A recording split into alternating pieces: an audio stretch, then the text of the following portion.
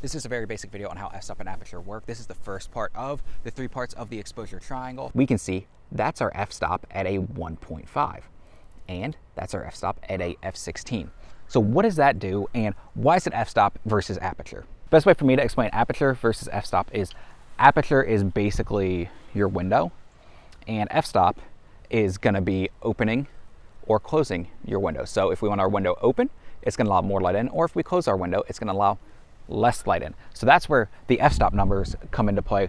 And these two get used interchangeably. So if somebody's using it interchangeably, it's not really that big of a deal because 99% of the time, there's a lot of overlap. It's just technicalities. So if you're like me, I'm a very visual and hands-on learner. So let's take a couple shots quick so that way you can actually see it in real time. So we're at an f22, looking at that lens, which is our subject, and you can see the background, you can see what it is. Now, if we change this and I start to go down to a f8, we're also gonna have to compensate a different way. So we're gonna adjust our shutter speed for faster because it's gonna allow less light in. And you can see how the background just blurs up just a little bit.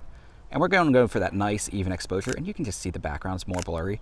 But if we go all the way to something like a 2.8 and then continue to adjust, look at that background right there and just what's not in focus. You wouldn't even really know that that was ivy back there. You just think it was some color. But if we take a step back, you can see that background feels like it's a little more in focus. It's still blurred, but you can definitely tell that it's a tree with ivy. But if we go just back to that f8 we were at and adjust accordingly, you can definitely see the distance, right? Because we're not as close to the subject. The thing to remember is just because you can shoot wide open doesn't always mean you need to. Sometimes you have to adjust accordingly depending on the situation. Just because it can be wide open at an f1.4 doesn't always mean it's gonna be sharpest there. A lot of lenses are sharpest between like an f4 and an f8.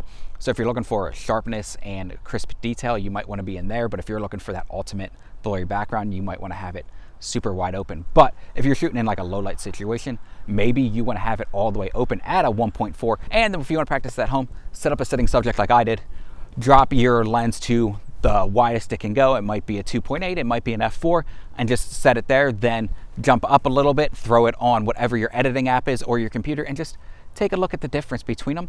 And then you can learn what it does and then how close you are to the subject. Back up a little bit, take those shots again. So that way you can see the difference. But I hope this was a little bit helpful. I know there's so many details when it comes to photography that it's so easy to miss stuff, but I appreciate you hanging out with me. I hope you learned something. I hope you go practice and see how this can change your photography and what it's all about. But as always, thanks for hanging out with me. God bless. I'll see y'all in the next one.